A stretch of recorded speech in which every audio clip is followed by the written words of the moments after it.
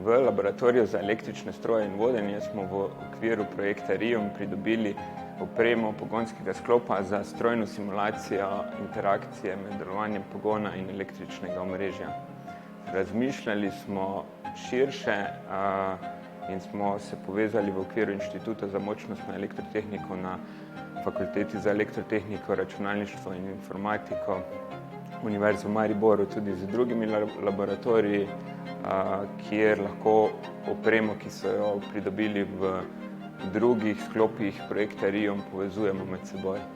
Vsa oprema pridobljena znotraj inštituta naslavlja področje zelenega prehoda in omogoča strojne simulacije, na primer pogonu električnih vozil, interakciji generatorjev zelenih virov energije, kot so na primer vetrne elektrarne.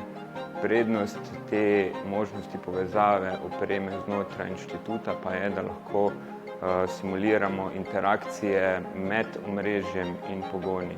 Torej, na primer, če se zgodi okvara v omrežju, kako to vpliva na proizvodnjo električne energije ali obratno, kako proizvodnja vpliva na delovanje omrežja.